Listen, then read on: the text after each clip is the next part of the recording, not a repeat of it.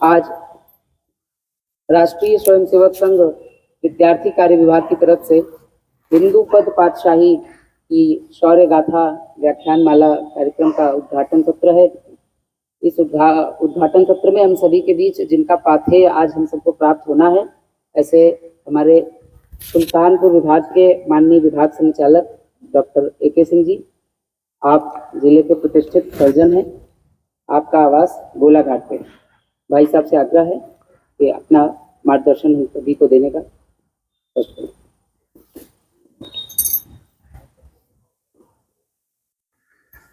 परम पवित्र भगवा ध्वज, सामने बैठे हुए आत्मीय स्वयंसेवक बंधु,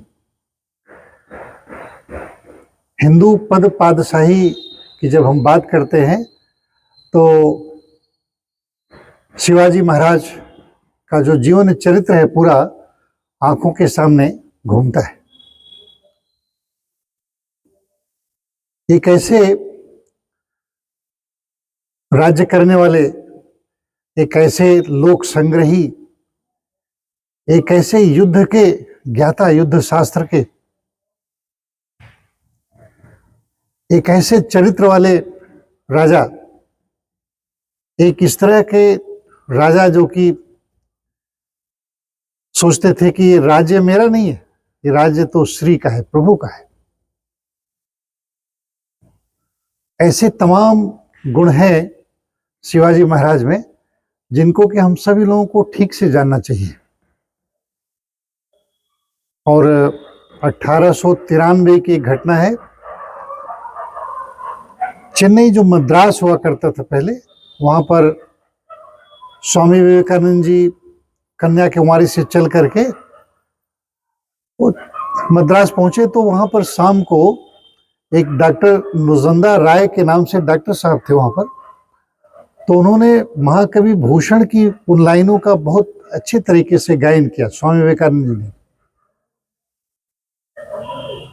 जैसे लास्ट में उसकी लाइन है, ज्यों मलेच्छ राज पर भारी शिवराय हैं।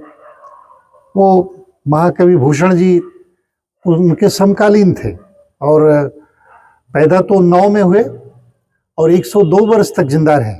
नाम था उनका रत्नाकर त्रिपाठी। तो उन्होंने छत्रसाल के भी बारे में लिखा और शिवाजी के बारे में लिखा।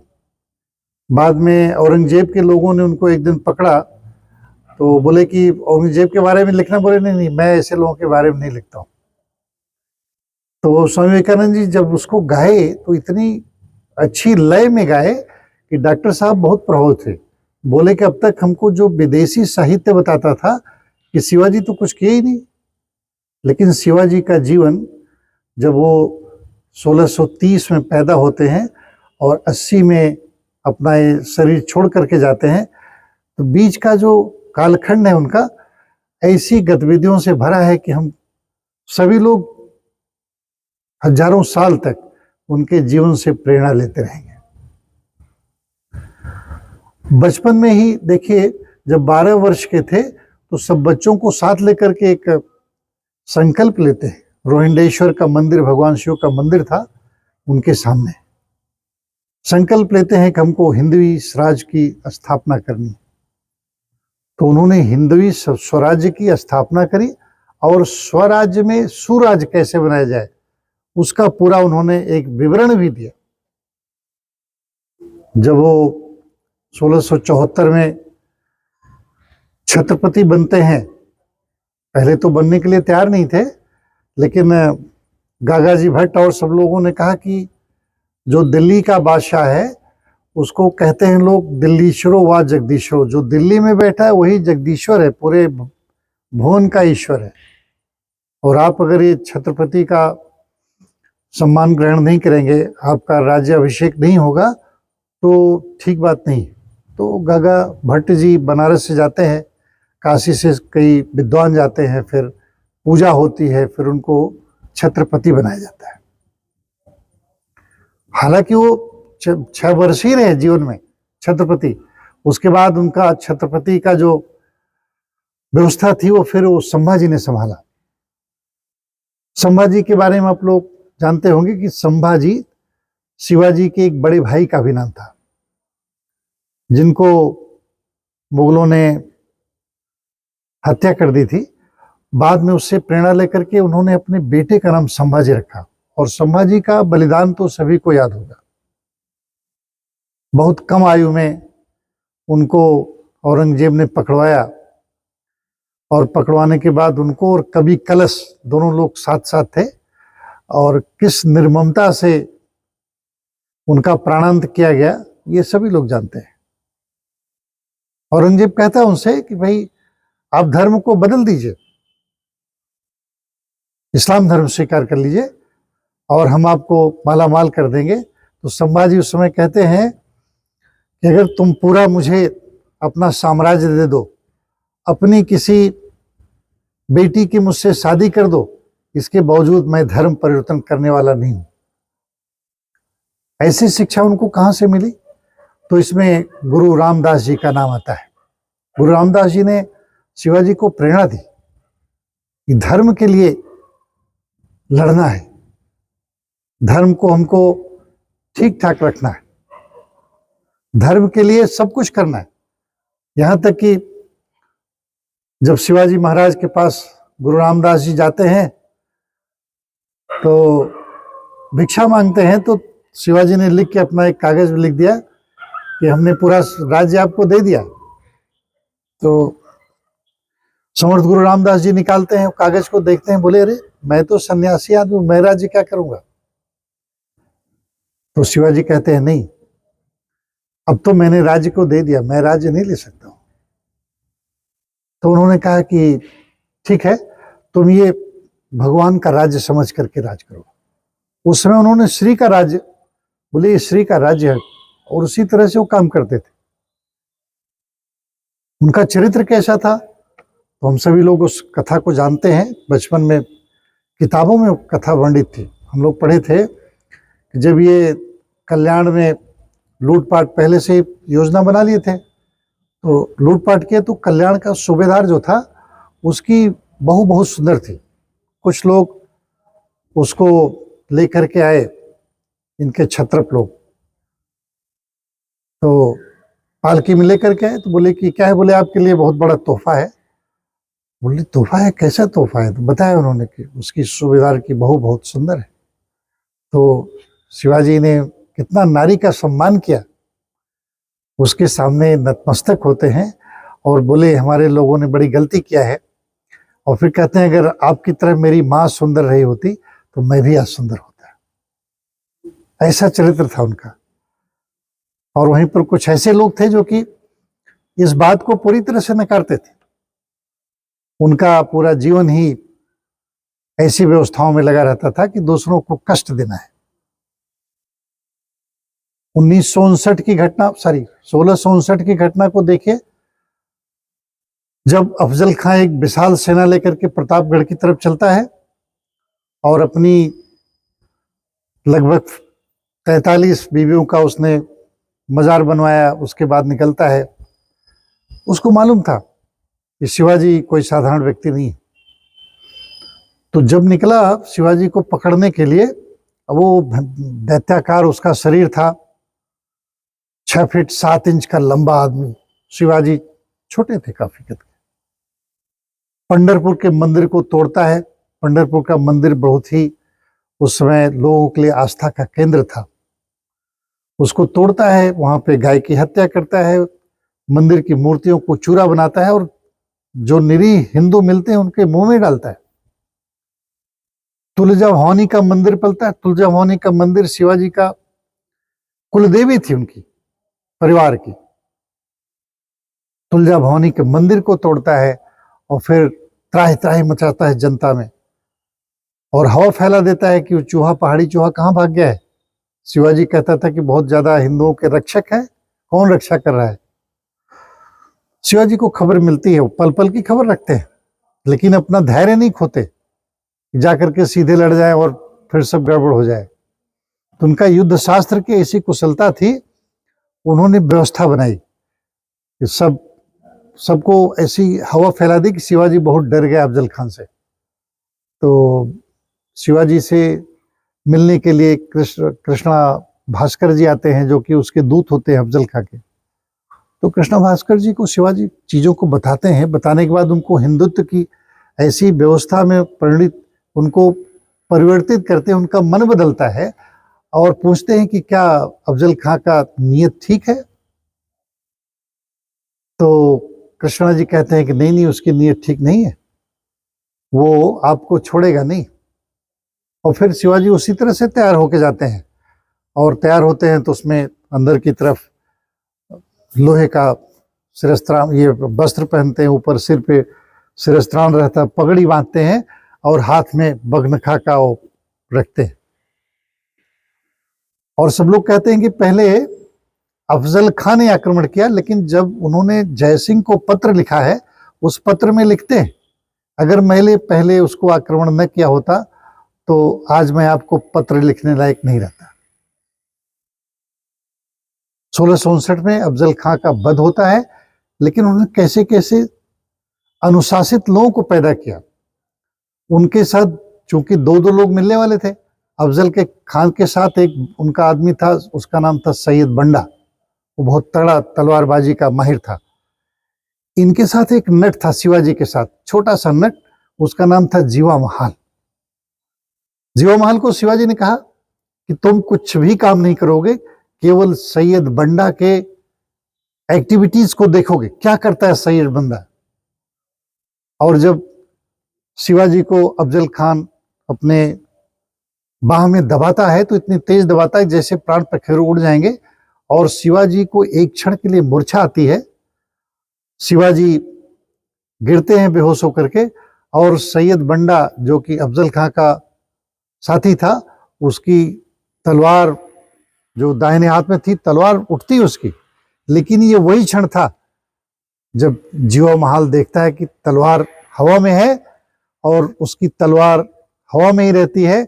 जीवा महाल ने उसके दाहिने हाथ को अपनी तलवार से काट दिया। शिवाजी ने अगर उसको बताया ना होता कि तुम्हें केवल ये काम करना है, तो कुछ भी कर सकता था, शिवाजी की तरफ से लड़ सकता था, कुछ और काम कर सकता था, लेकिन उन्होंने स्पष्ट कहा था। तो अनुशासन कैसे सिखाते, कैसे उनके अंदर बुद्धि का चातुर्य था। जब वो 66 में 1665 में पुरंदर की संधि होती है, पुरंदर की संधि में आकर के राजा जय सिंह घेर लेते हैं बहुत बड़ी सेना लेकर के, तो पुरंदर की संधि में लगभग 23 किले शिवाजी को देने पड़ते हैं। 23 किले दे दिया उन्होंने। फिर बोले कि संभाजी को लेकर के आगरा जाना है, तो आगरा जाते हैं। यही जून का महीना था। 12 जून के आसपास पहुंचते हैं, और मई, जून, जुलाई, अगस्त 3 महीने तक वहां रहते हैं। फिर वो 2 दिन के बाद तो उसकी कैद में चले जाते हैं। औरंगजेब की कैद में जाने के बाद 3 माह के बाद उनको कैसी प्रेरणा होती है। बारिश का महीना था, झमाझम बारिश हो रही थी, यमुना जी उफान पे थी, तब उनको ध्यान आता है कि भगवान श्री कृष्ण को लेकर के वासुदेव कैसे भरी जमुना को पार किए थे। उनको ध्यान आता है। फिर उस दिन से वो बीमार होते हैं। फिर बड़ी बड़ी टोकरियां आती हैं फलों की, जिसको बांटते हैं। उसमें ये मर्यादा थी कि फल को बांटेंगे तो स्वस्थ हो जाएंगे, और उन्हीं टोकरियों में बैठ करके एक दिन संभाजी निकल गए, एक दिन शिवाजी निकल गए। लेकिन यहां भी शिवाजी ने कैसे लोगों को तैयार किया। शिवाजी जब वहां से निकलते हैं तो जो उनका पैर दबाता था कालू मदारी और हिरोजी फर्जन, 2 उनके सेवक थे। एक सो जाता है शिवाजी का कड़ा पहन के, कड़ा हाथ लटका रहता है, और पूरा उनकी जो सेना थी वो समझती है कि तो शिवाजी सो रहे हैं, बीमार हैं, सो रहे हैं। और फिर दोपहर होते होते शिवाजी बहुत दूर निकल जाते हैं, तब उनको पता चलता है कि तो उनके सेवक ही लेटे हुए हैं। एक सेवक लेटा हुआ, दूसरा पैर दबा रहा, जैसे शिवाजी का रोज दबाता था। ऐसे लोगों को तैयार किया उन्होंने। इतने लोगों को तैयार किया कि अब 1670 में वहां से लौटने के बाद 5 साल तक फिर इन्होंने सेना को तैयार किया आगरा से आने के बाद। और उसके बाद 70 में जब जल देती थी माता जीजाबाई सूर्य की तरफ करके, तो वहां से उनको कोंढाना का किला पे जो ध्वज फहराता था वो दिखता था। वो हरा हरा ध्वज फहराता था। जीजा माता रोज देखती थी कि ये कोंढाना का जो ध्वज है आंखों को चुभता है। कहा उन्होंने शिवाजी से, ये आंखों को चुभता है, ठीक नहीं है। शिवाजी जानते थे कि वो किला बहुत खतरनाक है। उसी समय तानाजी मालसुरे, जिस पर अब आके पिक्चर बनी, पहले कोई नहीं जानता था। तानाजी मालसुरे उसी समय अपने बेटे की शादी का पत्र देने आए थे, निमंत्रण। उसका नाम था रायबा। तो माता जीजाबाई से पूछा उन्होंने कि आप लोग किसी गहन चिंता में परेशान है, क्या बात हमको बताया जाए। तो माता जी ने कहा नहीं, आप बच्चे की शादी करो। बोले शादी बाद में होगी, पहले तो हम कोंढाना की शादी करेंगे। और फिर वो जानते थे कि कोंढाना जाएंगे तो लोग बचेंगे नहीं, और कोंढाना के किले पर जब चढ़ते हैं तो यशवंती गो होती है, उसके द्वारा चढ़ते हैं सब लोग। चढ़ने के बाद उन्होंने क्या किया, जो रस्सी लटकती थी सब रस्सियों को कटवा दिया। अब उस किले से बाहर कोई आ ही नहीं सकता, या तो मरना है या तो हमको जीतना है। अंत में वो युद्ध को जीतते हैं और फिर शिवाजी बहुत दुखी होते हैं, जाते हैं और कहते हैं कि सिंह चला गया लेकिन ये गढ़ मिला। उसमें आज तक उस किले का नाम सिंहगढ़ है, जो पहले कोंढाना हुआ करता था। तो तानाजी मालसुरे ऐसे अपने बेटे की शादी में न जा करके उन्होंने कहा हम पहले यहाँ पे भगवा ध्वज फहराएंगे, और भगवा ध्वज फहराया उन्होंने माता जीजाबाई के लिए। शिवाजी के जीवन में इतनी घटनाएं हैं कि पुर्तगाल में इनका जीवन चरित्र का एक कागज था। तो एक आदमी वहां पहुंचा तो उसने कहा कि आपके शिवाजी जो तो हमेशा लगभग 273 लड़ाइयां उन्होंने लड़ी, हमेशा उखाड़ पखाड़ में लगे रहते थे। 1630 में पैदा होते हैं, 80 में जीवन समाप्त हो जाता है, 50 वर्ष में लगभग 273 लड़ाइयां लड़ना, और उसमें कोई नहीं हारे। जहां देखते थे हारेंगे वहां पर समझौता। एक क्षण कृष्णचंद्र भाग चले, आधी रात एक क्षण कंस को पछाड़ दियो रण में। जब देखते थे गड़बड़ है तो हटते थे, और फिर दूसरी बार उसके ऊपर दुगने परिश्रम से आक्रमण करते थे। पन्हालगढ़ में एक बार सिद्दी जौहर की सेना ने घेर लिया इनको। पन्हालगढ़ किला था और राशन पानी समाप्त होने लगा कि अब जान नहीं बचेगी। फिर वहां पर उन्होंने जो जिस बंदे को तैयार किया था उसका नाम था शिवानाई। वो रात में कीचड़ का, कंकड़ कीचड़ सब पहाड़ी का रास्ता, और बारिश हो रही थी, उसमें लोग निकलते हैं। तो उसमें इन्होंने क्या किया, 2 पालकी बनवाई। एक पालकी में खुद बैठे, दूसरे में एक शिवा नाम का इनका नाई था। उसको बुलाया उन्होंने, बोले शिवा तुम शिवाजी बन सकते हो। बोले कि अरे हम बाल काटने वाले आदमी, आप महाराज कैसे बन सकते हैं। बोले नहीं तुम्हें बनना होगा। बोले तो हमारे लिए बड़ी सौभाग्य की बात है, बनता है।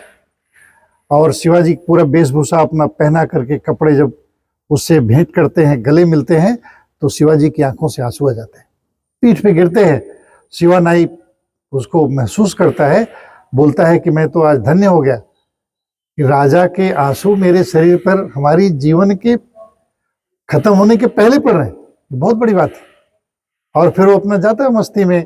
सिद्धि के लोग उसको पकड़ते हैं, जब तक पकड़ते हैं पता चलता है कि शिवाजी पकड़ा गया। ये होता है कि कौन हो तुम। बोले शिवा। बोले शिवा तो नहीं लिख रहे हो, इसलिए भाई आम नाई शिवाजी कैसे हो सकता था। तो बोले फिर कौन हो। बोले मैं शिवा, मेरा नाम शिवा है। बोले नहीं तुम शिवाजी नहीं। बोले हाँ मैं शिवाजी नहीं हूँ, मैं शिवा नाई हूँ। फिर उसको खंजर से मारता है, उसकी मृत्यु हो जाती है। तब तक शिवाजी काफी आगे निकल जाते हैं। फिर जब लगभग 40 किलोमीटर के आसपास चले गए तो एक पतला सा दर्रा था, वहां पर दर्रे से केवल एक आदमी अंदर जा सकता था। काफी थक गए थे लोग, लहूलुहान थे। पालकी लेकर के इनकी सैनिक दौड़ रहे थे, बारिश में, कीचड़ में, कंकड़ पत्थर थे सब। और उस समय बाजी प्रभु देश पांडे एक व्यक्ति वहां खड़े हो जाते हैं कि मैं इस दर्रे पे खड़ा हूं और किसी भी मुगल की सेना को जाने नहीं दूंगा जब तक आप विशालगढ़ नहीं पहुंच जाएंगे। वहां से विशालगढ़ की दूरी 10 से 12 किलोमीटर बची थी। तो ये लोग निकलते हैं। विशालगढ़ पहुंचने में देरी होती है इसलिए कि कुछ लोग रास्ता रोकते हैं, युद्ध करना पड़ता है शिवाजी को, फिर युद्ध करते हुए वहां पहुंचते हैं। और जब विशालगढ़ से तोप दागी जाती है तब बाजी प्रभु जी देश पांडे अपना शरीर छोड़ते हैं। इसके पहले हाथ कट गया, पैर कट गया, पूरा चेहरा लहू लुहान हो गया, इतना ज्यादा ब्लड पूरे शरीर पे था, पहचान में नहीं आ रहे थे। एक अंग्रेज को भेजा गया ऊपर की पहाड़ी से, उसको जो आदमी दर्रे पे खड़ा है उसको तोप से मार दो। पहले हाथ की तोप उनके पास हुआ करती थी, तो गया तो पहचान नहीं पाया कि इसमें किसको मैं मारूं, कौन है। फिर एक आदमी को नीचे से ले गया, तब पहचाना जाता है कि ये बाजी प्रभु देश पांडे। इतना खून खून हुआ था। और इन्होंने लगभग 52 किलोमीटर की यात्रा उस दिन तय करी रात में। उसको पावन खिंड के नाम से जाना जाता है उस यात्रा को। और एक हमारे यहाँ मैराथन दौड़ होती है, हम सब लोग जानते हैं। मैराथन दौड़ 41 किलोमीटर की होती है और वो स्पार्टा से एथेंस तक फिडीपिडीज नाम का आदमी दौड़ा था, बिना कोई अस्त्र शस्त्र लिए दौड़ा था और दौड़ करके गया, वहां पर मर गया और उसके नाम पे मैराथन चलता है।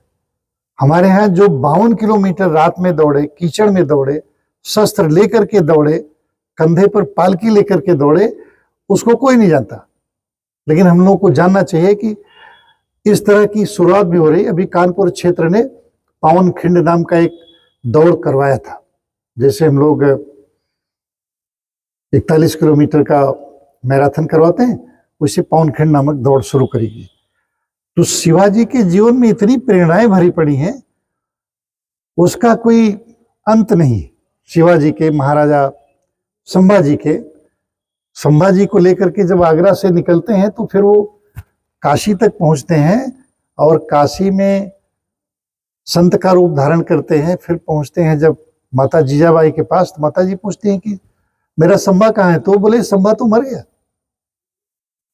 कूटनीति उनको देखिए, बोले संभा मर गया। फिर क्या करते हैं, उसका 13वां होता है, जो भी क्रियाक्रम होता है वो बातें सब औरंगजेब तब जाती है। वो जानता औरंगजेब को तो मर गया बच्चा, लेकिन बाद में फिर वो प्रकट होते हैं और फिर संभाजी वहां पहुंचते हैं। कहने का मतलब कि इतने ज्यादा उनके गुण थे। उन्होंने अपनी जो जल सेना बनाई उस समय की, कान्होजी आंग्रे उस समय के सेना नायक थे। उन्होंने डच को, पुर्तगाली को, यवनों को, किसको नहीं हराया वहां पर। और अपने यहाँ जो नौसेना के जहाज होते हैं उनको बनाने के लिए फैक्ट्रियां स्थापित की। बहुत बड़ा काम किया उन्होंने।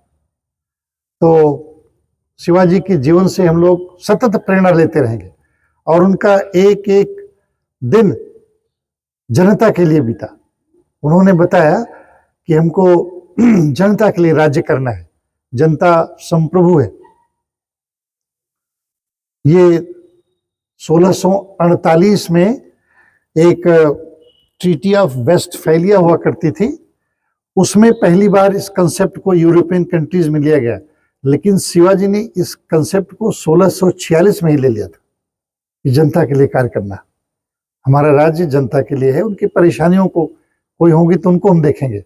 ऐसा नहीं कि औरंगजेब की तरह कि आप जा रहे हैं कहीं पर यात्रा करने किसी तीर्थ स्थल पे तो जजिया कर लगा देता था।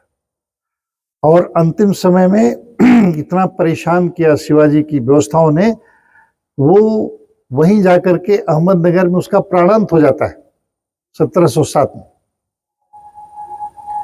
इतना ज्यादा परेशान हुआ कि वो फिर बचा नहीं। उसके बाद क्या हुआ, आप देखिए, जो पानीपत का तीसरा युद्ध हुआ वो 1761 में होता है। उसमें एक सदाशिवराव भाऊ होते हैं मराठा के सरदार, और अहमद शाह अब्दाली के बीच में युद्ध होता है, पानीपत का तीसरा युद्ध। उस तीसरे युद्ध में बताते हैं बहुत भीषण रक्तपात हुआ और बहुत लोग तीर्थ स्थल करने आए थे वहां से, महाराष्ट्र से बहुत लोगों की जान गई। और ये हुआ कि मराठा पूरी शक्ति राख में मिल गई। लेकिन उसके ठीक 10 साल बाद 1770-71 में महादजी सिंधिया चलते हैं महाराष्ट्र से, और वो दिल्ली के लाल किले पे पहली बार भगवा ध्वज फहराते हैं पूरी सेनाओं को हराते हुए। तो ये सब प्रेरणाएं शिवाजी के काल से शुरू होती है। इसके पहले आप नेट उठा के देख लीजिए, जो क्रिश्चियनिटी और इस्लामिक व्यवस्थाएं हमारे यहाँ हैं। क्रिश्चियनिटी की व्यवस्था तो 52वीं शताब्दी में, ईसवी शताब्दी में आई, लेकिन जो इस्लाम की व्यवस्था है वो 711 राजा दाहिर सेन के हारने के बाद आती है। राजा दाहिर सेन हारे हैं, और वो भी क्यों हारे हैं, उनका सेनापति उससे घूस लेता है गजनी से, और फिर हारते। वो मोहम्मद बिन कासिम था, और फिर हारते हैं। मोहम्मद बिन कासिम 3 साल तक केवल जिंदा रहा, उसको उसका जो हज्जाद था, उसका खलीफा, उसको मरवा देता है, इसलिए कि दाहिर सेन की 2 पुत्रियों को उसने परेशान किया, परिमला और शूर्या को। फिर इन्होंने बताया हज्जाद से कि ये बदमाश है, फिर मरवाती। इसके बाद उनका जो लड़का है, ये एक मिस्टर टॉड है, कर्नल जेम्स टॉड का नाम सुना होगा आप लोगों ने। ये उन्होंने राजस्थान के बारे में इतिहास लिखा है। उसमें लिखते हैं कर्नल जेम्स टॉड कि जब दाहिर सेन हारते हैं तो उनका पुत्र भागता हुआ बप्पा रावल के पास जाता है, और बप्पा रावल इनको दौड़ाते हैं अरबों तुर्कों की सेना को, और ले जाकर के इराक तक पहुंच जाते हैं, ईरान तक। और लौटते हुए उन्होंने 5 चौकियों को बनाया है कि दोबारा अरब लोग या इधर की तरफ आक्रमण न कर पाए। अपने लोगों को बिठाए 5 चौकियों पे।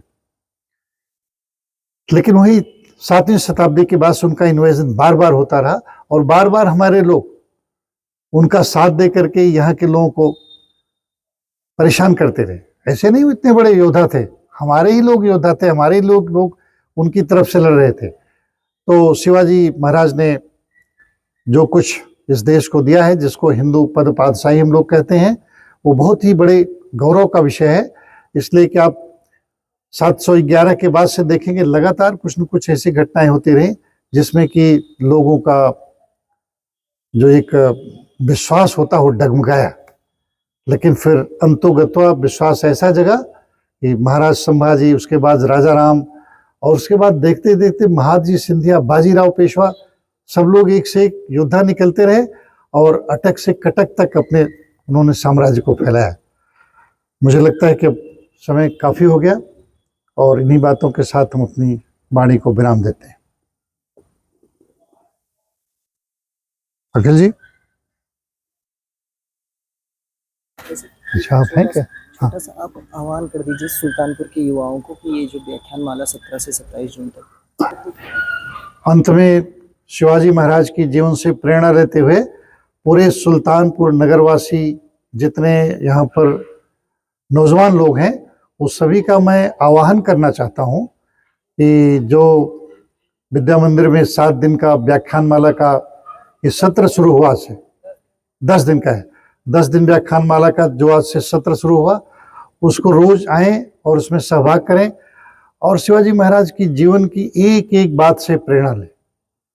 उनके जीवन में इतनी प्रेरणाएं हैं कि उनको सुनने के बाद, उनको आत्मसात करने के बाद पूरे जीवन का रास्ता ही साफ हो जाता है और सरल बनता है। तो एक बार पुनः सभी नौजवानों से निवेदन है कि सब लोग इस व्याख्यान माला से जुड़ें, और शिवाजी महाराज के कर्तृत्व और उनके नेतृत्व की जो भी घटनाएं हैं उसके बारे में जानकारी अर्जित करें। धन्यवाद। आदर्श जी।